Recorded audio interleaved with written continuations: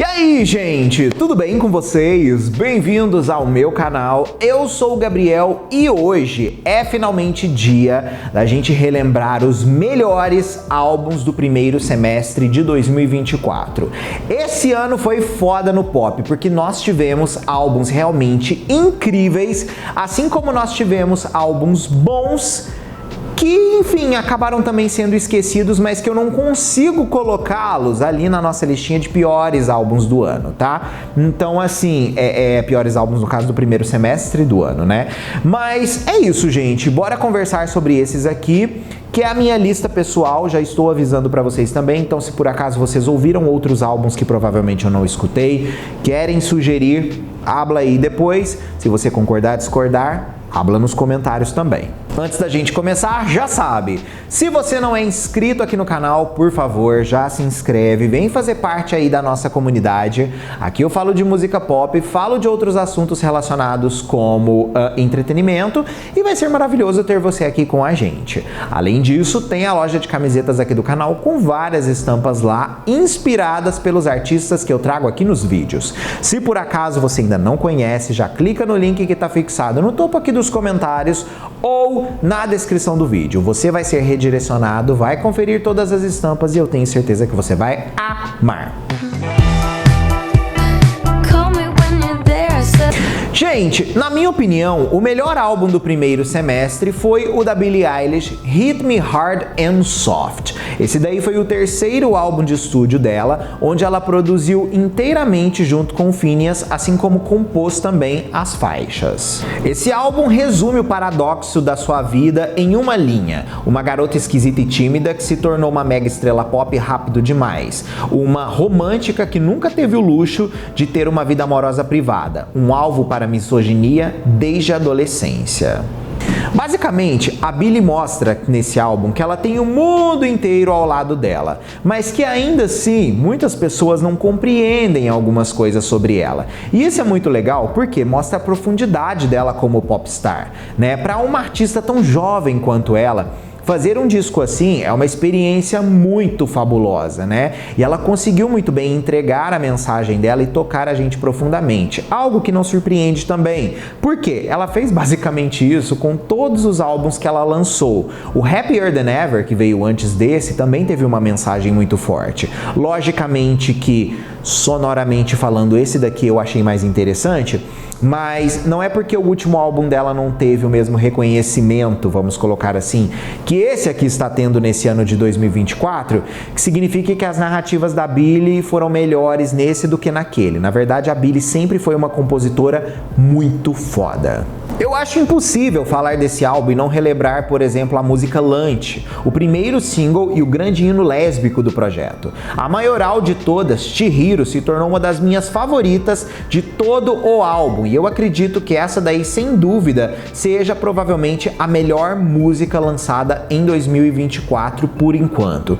Também eu fiquei muito viciado em Birds of a Feather, principalmente agora depois que ela se tornou um single, e ela está sendo cada vez mais impulsionada nas redes sociais, não somente pelos fãs, mas também pelo algoritmo, hein? A seguir, tivemos o Brat, da nossa queridíssima Charli XCX, que foi um grande surto. Por quê?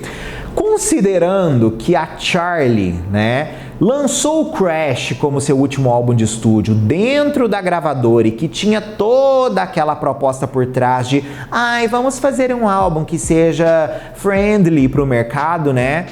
O Brat, nessa nova volta dela, nesse novo contrato com a gravadora que pegou meio que todo mundo de surpresa, mostrou que ela impôs as suas determinadas cláusulas e que a gravadora acabou aceitando. E isso foi muito positivo porque o Brat só foi um sucesso porque teve o álbum certo, na hora certa, também com a promoção certa. Esse disco é o que a gente pode chamar de Pop Perfection.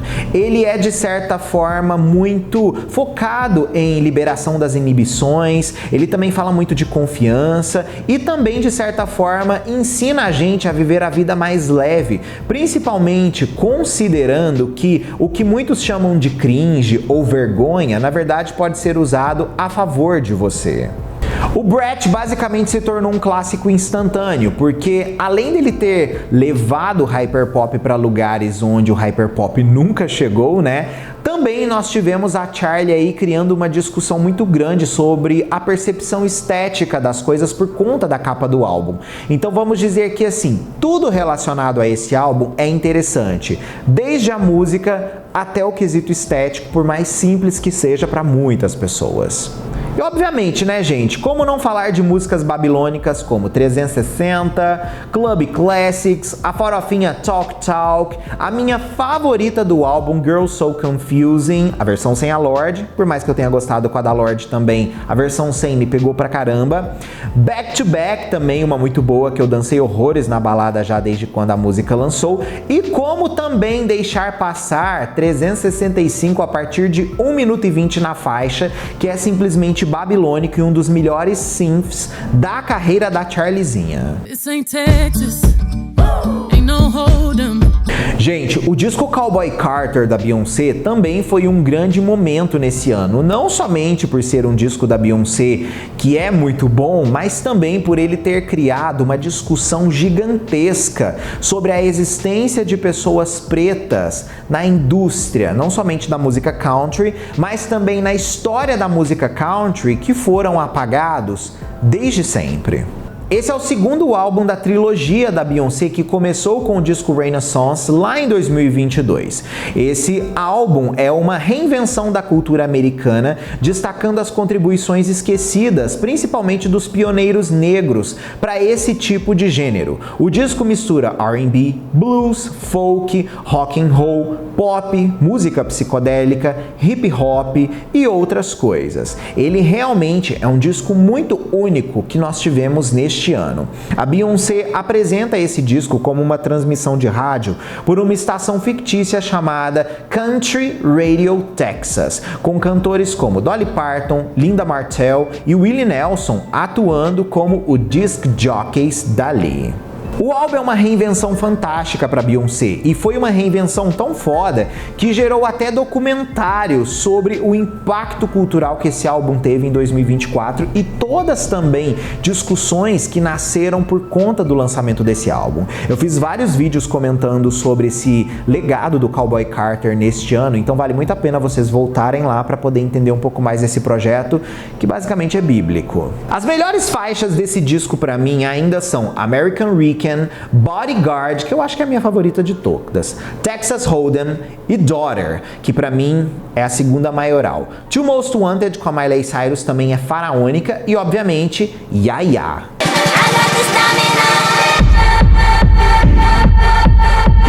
Recentemente tivemos um álbum de uma cantora que, assim, eu não costumo comentar tanto aqui no canal, mas esse álbum dela me impactou tão profundamente que eu falei, meu Deus, não tem como eu não colocar esse álbum como um dos melhores do primeiro semestre, que é What Happened to the Heart, da Aurora. Esse é o quinto álbum de estúdio dela e foi lançado no dia 7 de junho. Esse disco, inclusive, é inspirado por uma carta coescrita por ativistas indígenas. A Aurora começou a trabalhar no álbum durante a turnê mundial do seu lançamento anterior, The Gods We Can Touch, e concebeu esse disco como um processo catártico. Ele é um álbum indie e pop, ele tem elementos de disco, mas ele surpreende muito no aspecto de levar em consideração o que a Aurora é como artista, porque o disco traz muitas influências de techno. Honestamente, eu acho que esse disco merece ser ouvido do começo ao fim, exatamente por conta dessa proposta conceitual que ele oferece, mas eu acho que Starvation é uma música absurdamente genial e aquele momento ali de ponte da música, assim também como aquela última parte ali onde ela fica muito techno, é uma volta total nos anos 90 e principalmente na cultura de rave que nós tínhamos, não somente dentro do Reino Unido, mas também com aquele primeiro momento de ascensão do acid house que rolou nos anos 90 e toda aquela cultura de raves. Então, assim, vale muito a pena escutar. Vocês vão ficar muito impressionados com esse disco, tá? Eu confesso pra vocês que eu não esperava um disco desse em 2024 e ó, tô de queixo caído. A volta da Ariana Grande pro pop também foi algo que me pegou muito. Eternal Sunshine, pra mim, sem dúvida, um dos melhores álbuns desse ano e também um dos melhores álbuns da carreira da Ariana.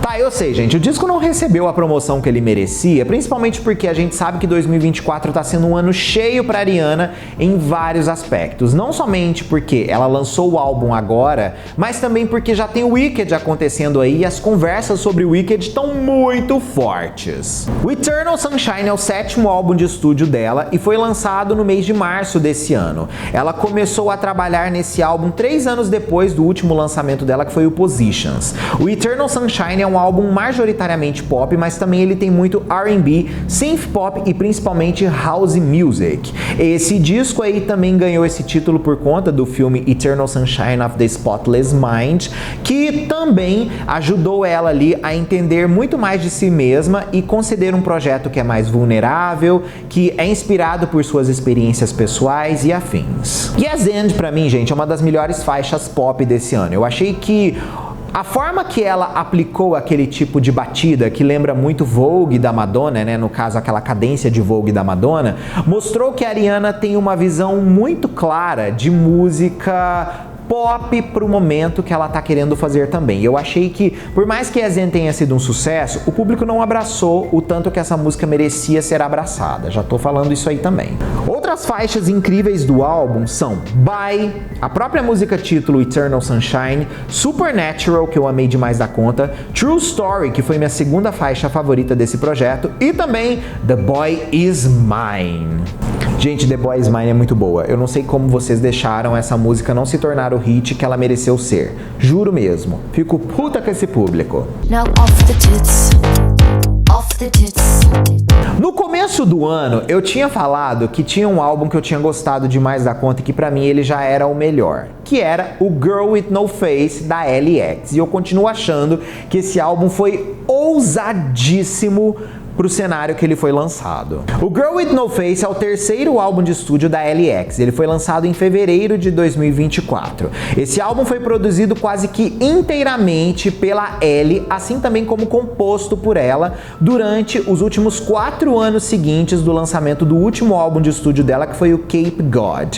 Por mais que ela tenha recebido muitos elogios da crítica musical, esse álbum merecia muito mais reconhecimento do que de fato ele recebeu.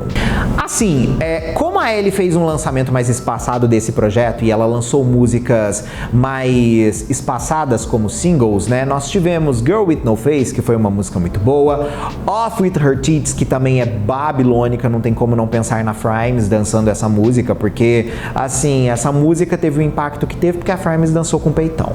Weird World também, que é uma música muito boa, mas a minha favorita do álbum acabou não sendo o single, infelizmente, mas eu falo que ela é a minha favorita do álbum mesmo, Galina. Que música fabulosa, que música foda. Eu acho que essa imersão que a Ellie fez, principalmente no tipo de produção musical que é muito anos 80, provou pra gente que ela é uma artista muito mais completa do que muitos duvidaram por um momento que ela fosse, e que ela tem uma percepção artística muito certa do que ela quer ser no futuro cada vez mais próximo. Soy la vagabunda que se está buscando la funda. Esa es la verdad.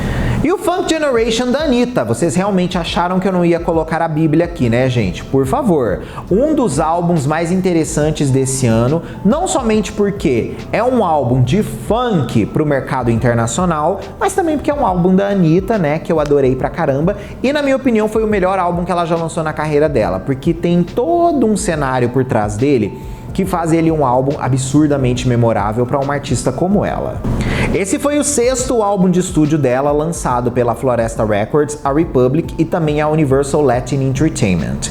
Esse álbum contou com diversas participações de artistas relevantes e é o 3º álbum totalmente trilingue da Anitta, desde o Kisses, assim como também o Versions of Me. Eu acho muito legal, gente, enfatizar o fato de que esse álbum, ele leva o funk para lugares onde o funk nunca esteve. E para muitos, eu já falei isso aqui, pode parecer que o disco é mais um disco de funk, como qualquer outro que nós já ouvimos aí nos últimos 20 anos.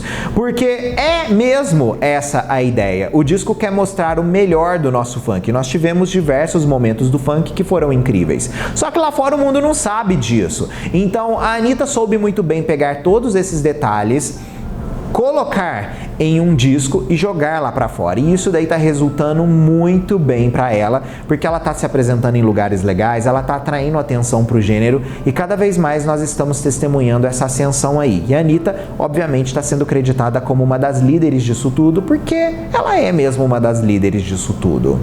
Pra mim, as melhores faixas desse álbum são Lose Your Breath, Grip, Fria, que pra mim é a melhor faixa de todas do álbum, Funk Rave, Savage Funk, que é um aquecimento, Cria de Favela, principalmente na parte Booty Dancer, e também Sabana, que eu acho fabulosa. Bom, mas eu quero saber de vocês agora, quais foram os melhores discos desse ano pra você? Habla muito aqui pra mim, fechou?